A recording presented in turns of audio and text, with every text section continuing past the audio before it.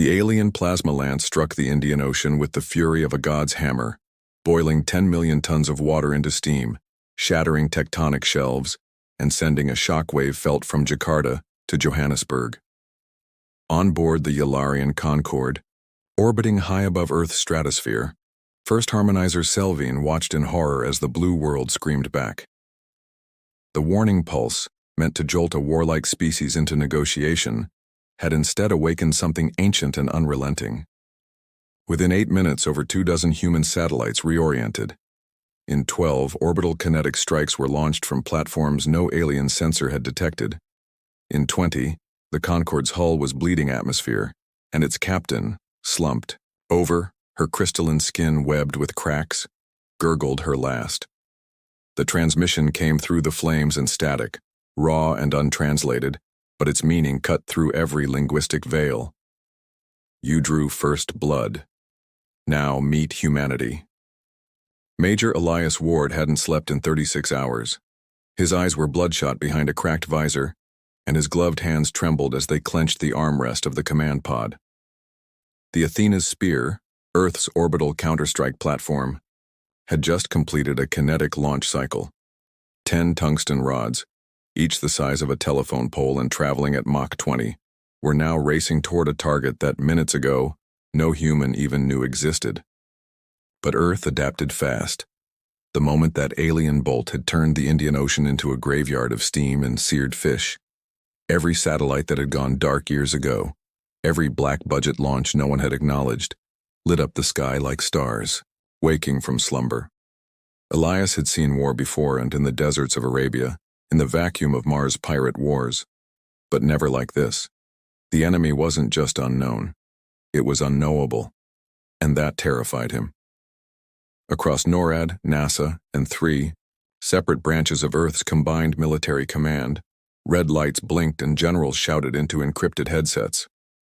In a facility 2 miles beneath the Rocky Mountains, AI systems stitched fragmented data into horrifying clarity. An alien vessel in high Earth orbit had attacked unprovoked, or so it seemed. Questions swirled. Was it a warning? An error? Test? But Earth didn't wait for answers. Humans had learned through blood and broken empires that hesitation was death. So the order was given. Immediate retaliation. No broadcasts, no negotiations. You strike us from orbit, we turn your ship into debris. On the Yelariin Concorde, chaos reigned. Harmonizer Yelariin floated in a gravity-neutral command chamber, barely keeping her breathing rhythm steady as alarms shrieked in 11 harmonic tones, the musical equivalent of a nuclear fire drill. Their primitives are targeting us with planetary weapons, a subordinate wailed, clinging to a vibrating data spindle. This shouldn't be possible. But it was happening. Human retaliation had come with such unflinching speed, such surgical rage, that the crew had no time to initiate harmonic shields. A direct hit had pierced their hull in 6 places. Over 100 crew were already dead. No demands, no surrender, options. Just violence, cold, brilliant, and impossibly fast. Elias watched the kinetic impact through a feed rendered by atmospheric re-entry sensors. One moment, a sleek alien vessel shimmered in ultraviolet grace. The next, it buckled inward like a crushed soda can, spiraling in flames toward the Pacific. His comms officer turned, eyes wide behind thick glasses. "Sir, we just killed a starship." Elias exhaled slowly, voice dry as ash. "No, they killed themselves when they thought Earth would bow."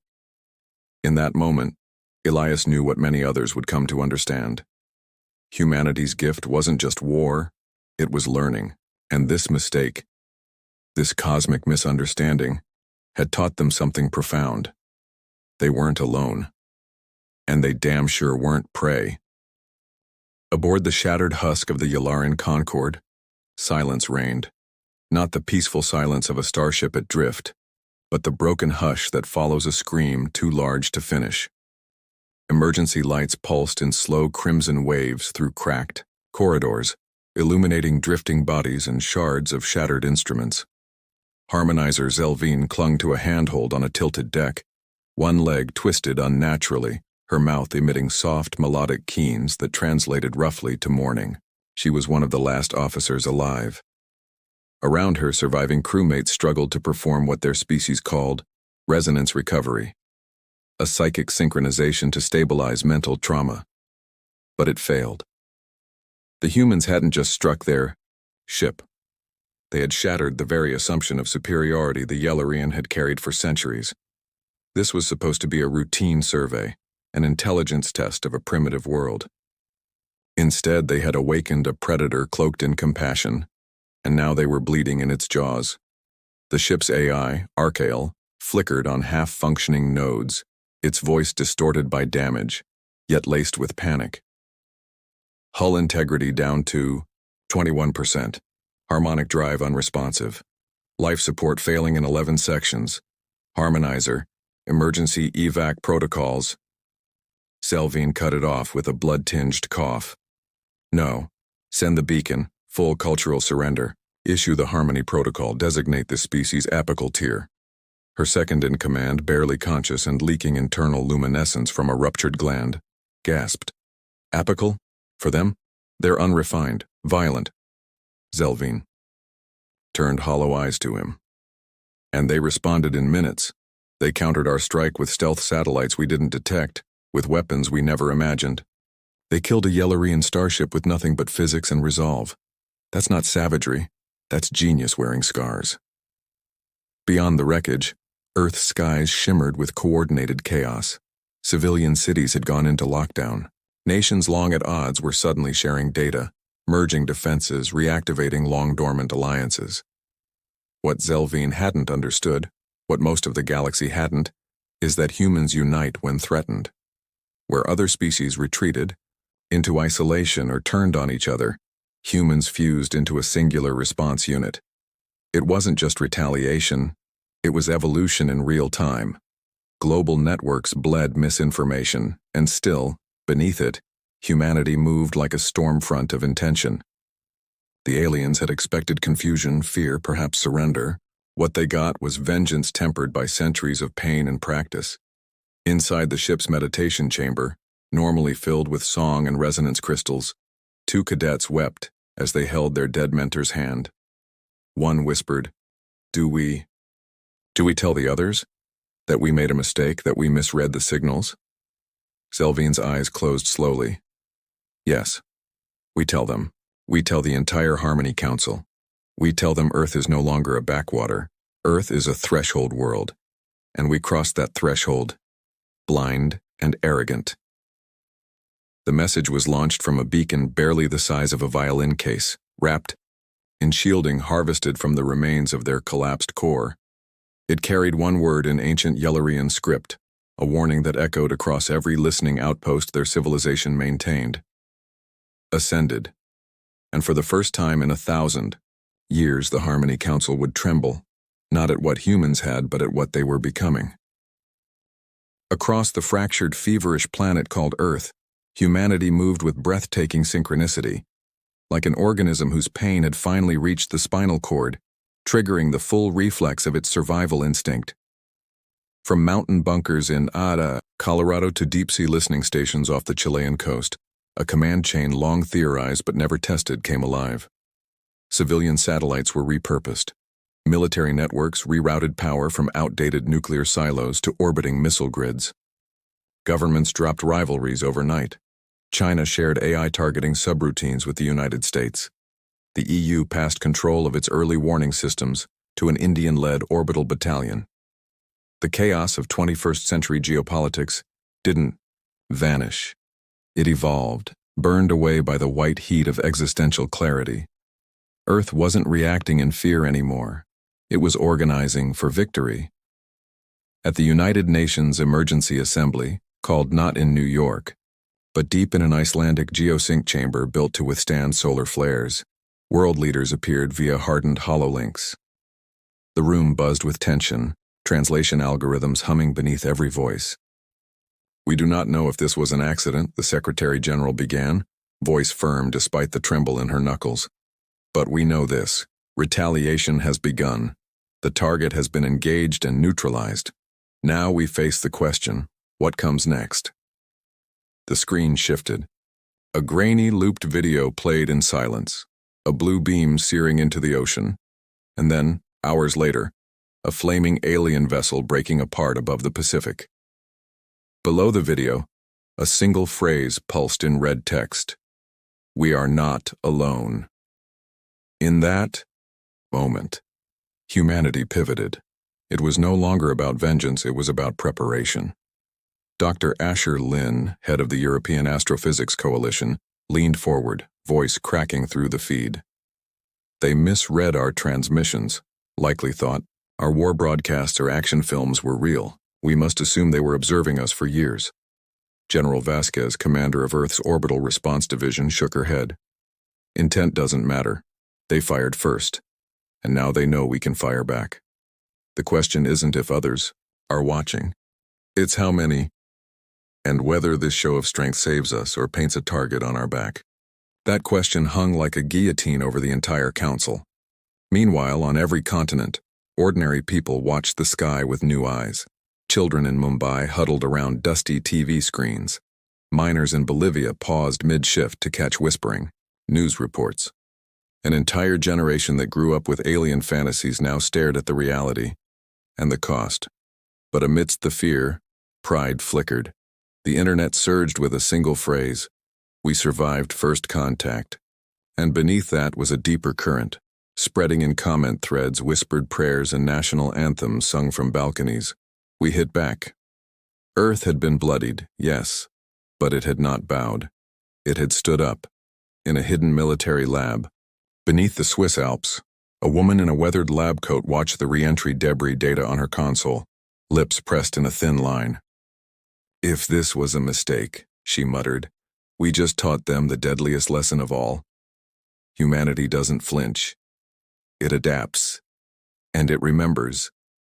The man beside her, an old intelligence officer with a scar running from temple to jaw, chuckled softly. "God help the next ones." 12 light-years from Earth, in the rotating crystalline city of Vireli-Sar, the Harmony Council assembled in full quorum for the first time in 9 centuries. Representatives of 27 interstellar species, each engineered for peace, gathered beneath the twin suns of their sanctuary world, their translucent robes catching prisms of artificial light. The atmosphere shimmered with quiet tension, harmonics humming through the air as they spoke not in crude words, but in complex frequency chains. Each voice a symphony, every sentence a chord. And yet, despite the elegance of their speech, a primal anxiety crackled beneath the ceremonial civility. The signal had come hours ago, an emergency transmission from the Yelariin Concorde, their finest diplomatic survey vessel. Only one word had survived the chaos of its encryption layers, but it was enough to shatter the Council's certainty. Ascended. The term wasn't used lightly. In Harmony doctrine, ascended was a designation reserved for apex civilizations, species that had not only survived interstellar development, but had done so with such cunning and brutality that diplomacy was deemed too dangerous to attempt. There were only 4 such civilizations known in galactic history. All of them had collapsed from internal violence or triggered annihilation wars against neighbors. The idea that Earth, a backwater planet with no known warp capacity and a disorganized, global culture, had earned that title was so absurd it nearly sparked laughter. But no one was laughing. The Concorde had been vaporized by unregistered orbital platforms, and the debris scans showed precision impacts consistent with unassisted kinetic warfare. To the Harmony Council, that wasn't rage. It was restraint. Eldermind. Kelsheri, a multi-limbed archivist from the arboreal Varan species, rotated in place, sensory feelers twitching. This cannot be. Their species is young, barbaric, emotionally unstable. Surely the Concorde initiated first contact improperly, misread a signal, or violated a cultural boundary. Harmonizer Leah Vex of the Serene Spires spoke with a trembling tone, high, sharp, broken by guilt. "We did. The Earth's broadcasts were misinterpreted. We thought we'd found another pre-ascended threat world, and we tried to assert dominance with a warning strike. But we were wrong. Their response was immediate, Brutal. Coordinated. She paused, mandibles clacking in shame. We didn't strike primitives. We poked a sleeping apex. Chamber darkened as visuals played. Human orbital defense satellites reorienting in synchronized precision, kinetic rods descending with impossible accuracy, and the Concorde, beautiful and vast, breaking apart in silence. The room's frequency dropped to a single note of sorrow and dread. Then came the final image. A data core recovered from the Concorde, still barely functional, replaying Earth's raw broadcast after the counterstrike. An unfiltered voice, male, hoarse, with unmistakable fury. You come to our sky with weapons? Then burn. And remember, we didn't start this, but we will finish it. The council fell utterly silent. The sound carried no distortion, no translation. Even in alien ears it struck something ancient. Fear. The council debated for 7 hours, an eternity in their time. Some called for retreat, isolation, the sealing of stargates. Others whispered of preemptive war, an impossible notion among harmony races. But in the end, a decision was made. Earth would be monitored under quantum isolation protocols, their technology quarantined, their broadcasts scrambled. But contact? Never again initiated by them. One race had underestimated Earth. The others would not. As they adjourned, one elder scribe recorded the council's final consensus into the annals of galactic law. Humanity is not yet ready to join us, but we are no longer ready to ignore them. It didn't happen all at once, but it might as well have. The truth, like light through a cracked dam, began seeping into the world's consciousness in fragments too real to ignore. At first, it was whispers on darknet forums, scrambled military, bands picking up alien frequencies, high-altitude drones capturing debris falling like silver rain across the Pacific. Then came the leaks, grainy footage of the alien ship before impact, audio logs of generals barking in cold voices, and the uncut broadcast from Earth's orbital command. You come to our sky with weapons, then burn. Within days, the old narrative of humanity as the galactic underdog crumbled beneath the weight of reality. Earth had been attacked, Earth had retaliated, and Earth had won. In a crowded cafe in Nairobi, students debated the ethics of Earth's response. In Moscow, a team of physicists dissected the alien energy signature from the blast that leveled the ocean's crust. In New York, a mural appeared overnight on the side of a burned-out warehouse, 12 stories tall, depicting a hand holding a flaming starship, with 3 words beneath: We fought back. Conspiracy theorists, long mocked, now found themselves invited to panels. Soldiers who had activated orbital systems long kept secret were hailed as heroes. Fear was everywhere, yes, but so was awe. Humanity had always wondered if they were alone. Now they knew. And it turned out, being alone had been safer. Governments scrambled to control the narrative. Speeches were given, medals awarded, memorials planned for the thousands who had died in the tsunami that followed the alien strike. But beneath the polished podiums, black sites worked day and night to piece together alien tech, scanning charred fragments for data storage nodes, propulsion remnants, even biological samples. At Langley, a project labeled Afterlight went operational, tasked with reverse engineering alien systems without triggering retaliation. In Beijing, a covert committee argued over preemptive space militarization. Meanwhile, the European coalition quietly funded a task force to analyze not just alien science, but alien psychology. They all asked the same question, in different languages and tones. Would they come back? But on the streets, something deeper changed. For centuries, humanity had seen itself fractured, nations fighting nations, cultures clashing, languages dividing. Now, for the first time in living memory, a single threat had united them. The existential dread of extinction had fused with the pride of survival, forging something powerful and rare: species identity. A child in São Paulo wore a shirt that read, Homo sapiens first blood. A classroom in Cairo rewrote its history curriculum to include the Sky War. In Tokyo, a memorial garden was planted for the lost, and in the center stood a tree with roots wrapped around twisted alien alloy. They named it the Awakening Tree. The religious, the cynical, the dreamers, the warriors, they all found something in the wreckage. Proof, fear, pride, purpose. And though the world did not forget its old divisions, a new question rang louder in every mind. What are we now? No longer the watched, no longer the prey, no longer alone. Humanity, for all its flaws, had been tested by the stars, and it had not broken. It had become something else. Deep beneath the Scottish Highlands, inside a black facility known only as Aberdeen Red, a human science team stood frozen around a levitating shard of alien alloy that hummed with silent potential.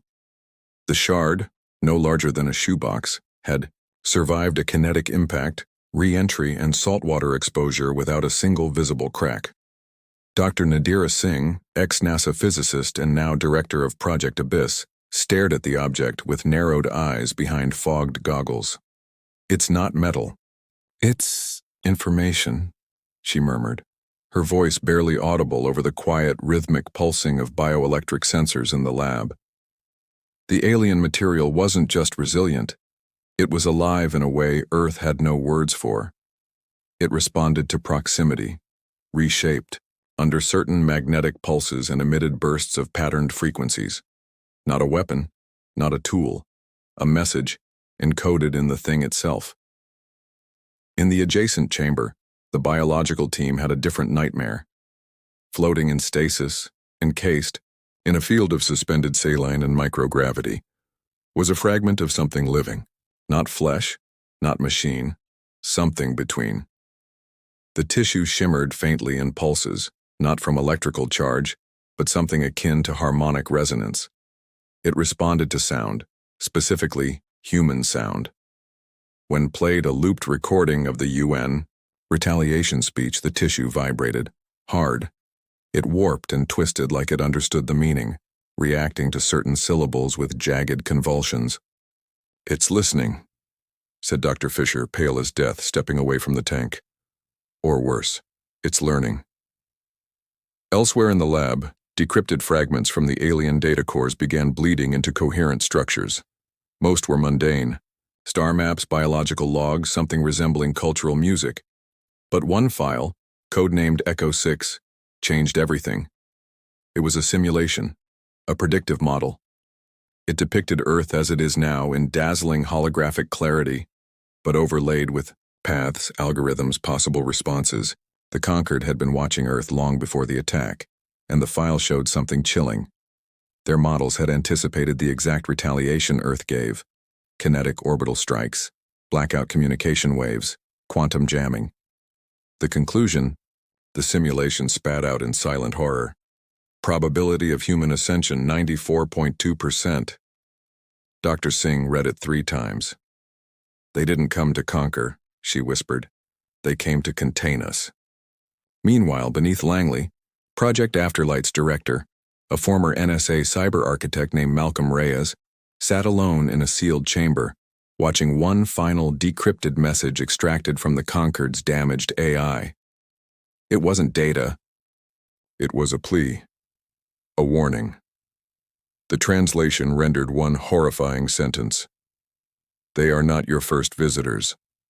And with it, a coordinate, a location beneath Antarctica, buried under 3 miles of ice. Unmapped, untouched, until now. Across Earth's secret facilities, the tone shifted from triumph to dread. The aliens had come not out of arrogance, but out of fear, not to invade, but to warn. And humanity, brilliant and brutal as ever, had answered in fire. Now the question echoed in labs, war rooms, and sleepless minds across the planet. What had scared a starfaring civilization into firing the first shot? The wind screamed across the Antarctic plateau like a living thing, sharp, bone-deep, and endless.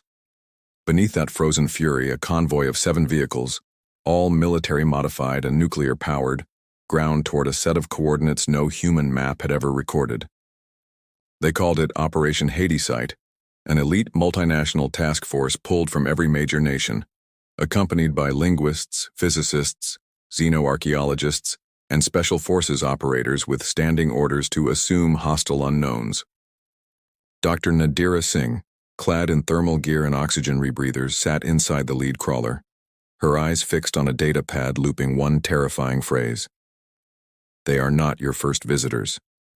Beneath her boots, 3 miles of glacial ice hid something ancient, something that had made a peaceful alien race strike first out of desperation. By day 6, the expedition had reached a narrow fissure where seismic readings dropped into unreadable black. Satellite thermal scans confirmed it, a megastructure buried under the ice for perhaps millions of years. Human instruments failed to measure it completely, their beams bent around the edges, returning corrupted echoes and geometric paradoxes. "It's too real," muttered Dr. Fisher, voice muffled through his frost-caked mask. The ice wasn't merely encasing the structure, it was repelled by it, curving unnaturally, as if space itself bent away in reverence or fear. Drills designed to pierce granite struggled against the shimmering boundary layer. But on the 7th day, the team succeeded, and what they uncovered didn't belong to the aliens who had attacked Earth. It belonged to something older. The chamber was massive, a void beneath the ice as tall as a cathedral, and filled with silence so absolute it crushed conversation. In the center stood an obelisk, 4 stories high, black as forgotten void, and covered in symbols no known language could claim. Some writhed under the light, others vanished when looked at directly. Around it lay fragments, sarcophagus-like structures scorched from within. Radiation levels spiked near them, yet there was no heat source. "These aren't coffins," said Dr. Singh softly. "They're containment units." "For what?" "No," one could say. Then the readings began to shift. The obelisk pulsed once with a deep frequency hum that bypassed ears and went straight to bone. Lights in every vehicle above ground flickered. 3 crew members collapsed instantly, blood trickling from noses and ears. One began screaming in a language no human throat should know. The xenolinguists tried to isolate phonemes. One caught a word harvest, another reckoning. The obelisk wasn't dead. It had been dormant, waiting. And something about the Concorde strike, or Earth's retaliatory rage, or perhaps just humanity's very presence here, had woken it up. The task force sealed the chamber. They called for a full quarantine. But the signal had already gone out, encoded in pulses no machine had yet deciphered, bouncing off ionospheric layers and vanishing into deep space. Someone, or something, was listening. And now, it knew Earth was awake. In the galactic dark beyond the known lanes, past the last relay of the Cygnian array, beyond the collapsed worm gates of the Haran fields, there was silence so old it had shape. There, in that quiet crypt of forgotten stars, something moved. It was not a fleet. It was not a civilization. It was memory given hunger. They were called many things by the ancient species that had once tried to stop them: the Hollowed, the Dreadkin, harvesters of seeded flame. But to themselves, they were simply the first rememberers, the architects of extinction. They had no homeworld, no origin, no beginning that any recorded system could define, only direction. And now they had coordinates. The signal from Earth, unintended, barely a whisper, was not intercepted.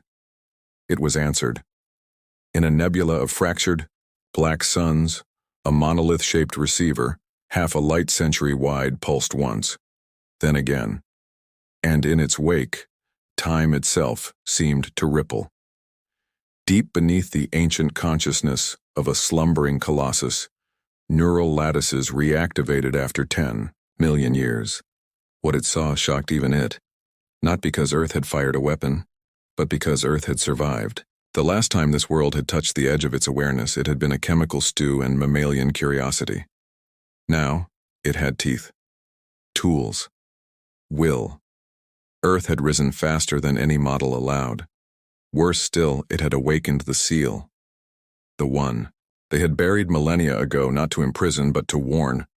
Across forgotten systems, signals were relayed, through vessels of impossible age and mass. Each rememberer was a ship, a mind, a weapon, and they remembered Earth. The Yelariin had delayed the inevitable with their harmony, 1,000 years of misdirection, pacifism, interference through false kindness.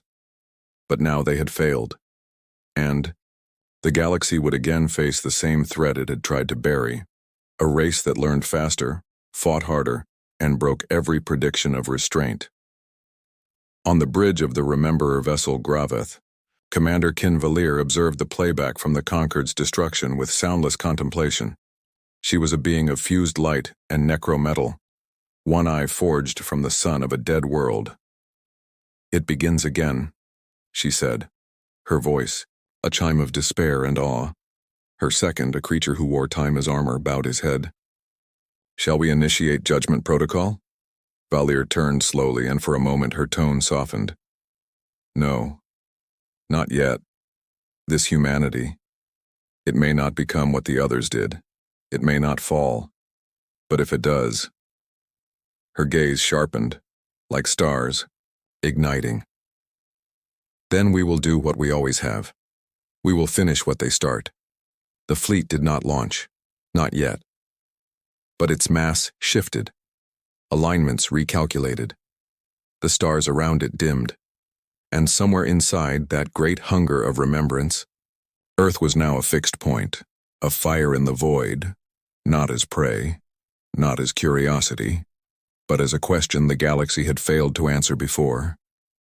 In the galactic dark beyond the known lanes, past the last relay of the Cygnian array, beyond the collapsed worm gates of the Haran fields, there was silence so old it had shape. There, in that quiet crypt of forgotten stars, something moved. It was not a fleet.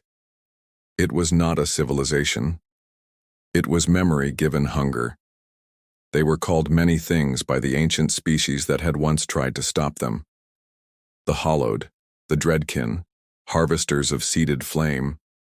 But to themselves, they were simply the first rememberers, the architects of extinction. They had no homeworld, no origin, no beginning that any recorded system could define. Only direction. And now they had coordinates. The signal from Earth, unintended, barely a whisper, was not intercepted. It was answered, in a nebula of fractured, black suns, a monolith-shaped receiver, half a light century wide, pulsed once, then again, and in its wake, time itself seemed to ripple. Deep beneath the ancient consciousness of a slumbering colossus, neural lattices reactivated after 10 million years. What it saw shocked even it. Not because Earth had fired a weapon, but because Earth had survived. The last time this world had touched the edge of its awareness, it had been a chemical stew and mammalian curiosity.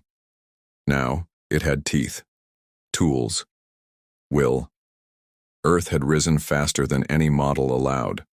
Worse still, it had awakened the seal, the one they had buried millennia ago, not to imprison, but to warn.